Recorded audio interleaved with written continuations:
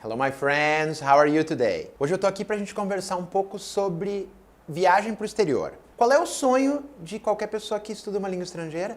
Viajar pro exterior.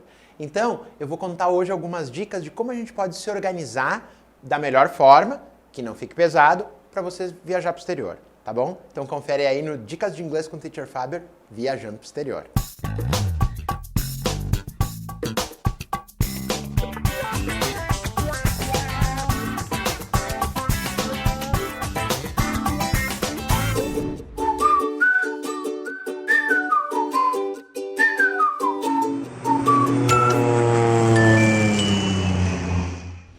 A primeira dica para uma viagem para o exterior é básica, para onde eu vou. Então eu primeiro preciso decidir o meu destino.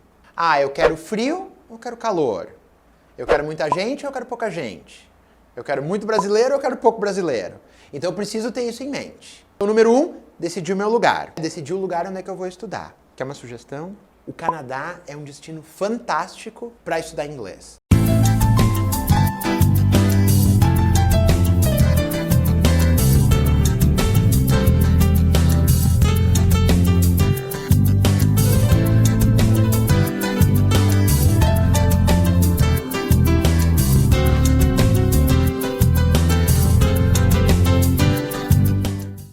Eles têm um inglês claro, eles têm um inglês bonito. Se tem a possibilidade, os Estados Unidos também, obviamente que sim, mas de repente não optar pelas cidades grandes, né? Optar pelas cidades menores americanas.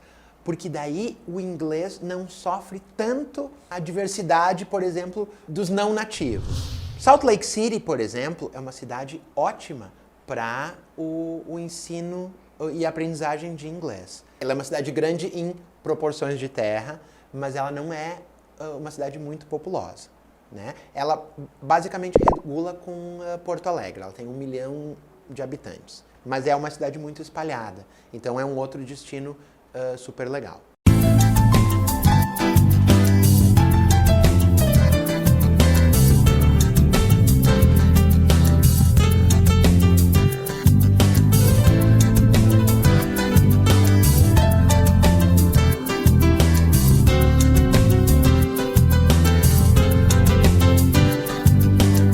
Quanto tempo de antecedência eu faço isso?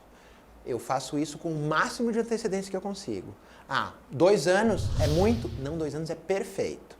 Porque em 2 anos eu consigo fazer esse meu planejamento financeiro, eu consigo pagar aos poucos o meu curso, isso não vai ser um rombo no meu orçamento, porque eu consigo me programar para isso, consigo guardar dinheiro, consigo depois comprar o meu aéreo sem problema nenhum. Quanto tempo eu compro de programa, quanto tempo eu compro de curso? A maioria das escolas tem curso a partir de 2 semanas, né? Menos de 2 semanas não vale muito a pena, porque a pessoa fica uma semana, chega no domingo, vai embora no outro, não tem como aproveitar muito, né?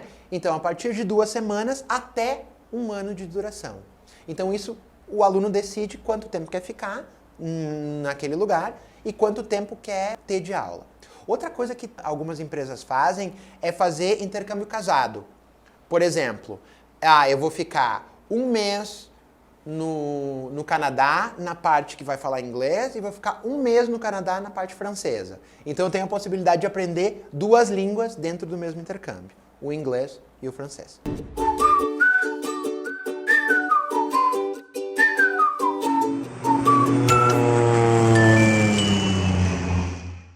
Eu preciso me organizar a minha papelada, né? My documents, o que eu vou levar. Primeira coisa é fazer passaporte.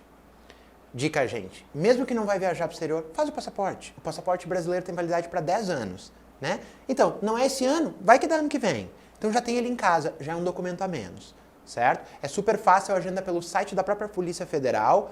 Segunda coisa, então, é encaminhar o visto. Atenção, eu só vou encaminhar o visto depois que eu tiver a carta da escola.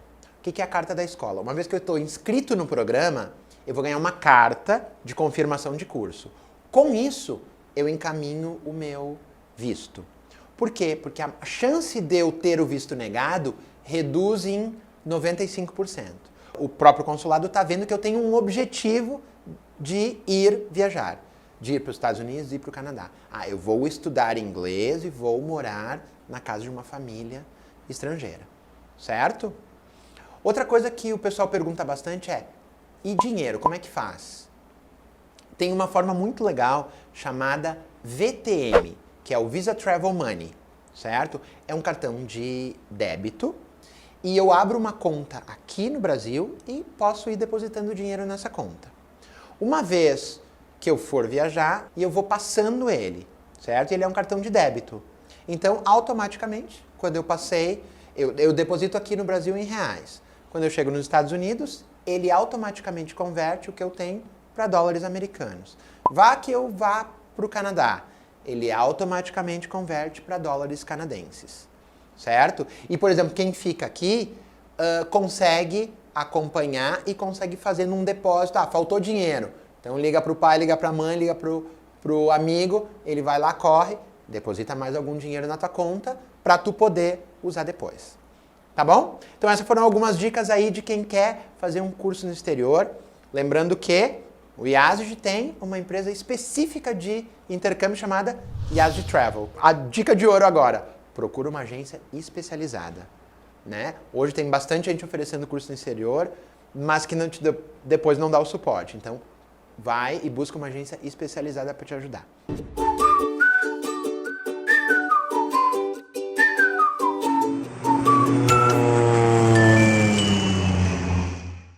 Onde eu vou ficar?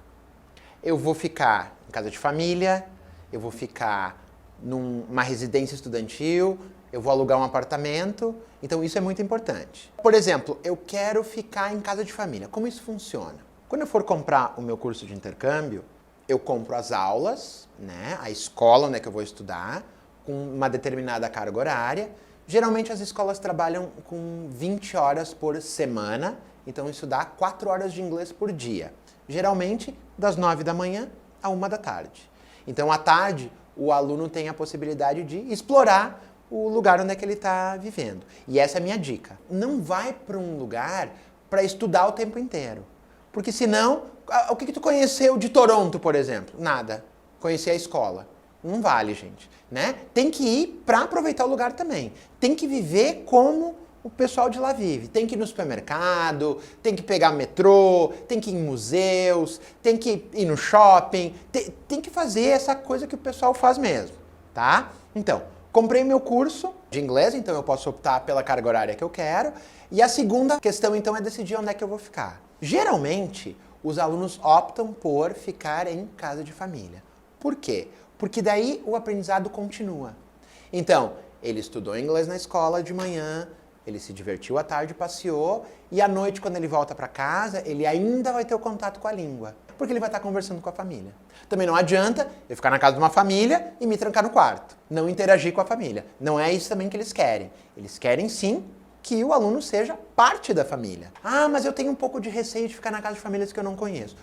E o receio é super normal, né? Mas todas as famílias são selecionadas pela escola. A escola tem um departamento de homestay, que a gente chama, que é um departamento especializado para a casa de família.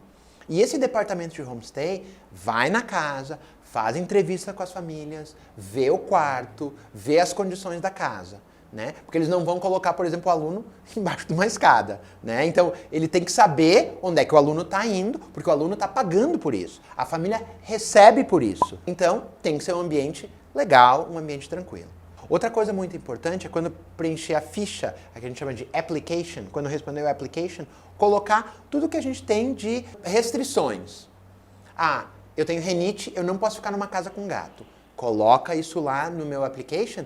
Por quê? Porque daí a escola vai me direcionar para uma família que não tenha gatos. Ah, eu tenho alguma restrição alimentar. Isso eu posso colocar. Isso já é um pouco mais complicado, né? Por quê? Porque de repente é difícil achar uma família que também tenha restrições alimentares, né? Mas a gente coloca, até porque precisa informar qualquer coisa, né? Se de repente o aluno precisar em um outro momento ir para o hospital, ele precisa ter isso registrado.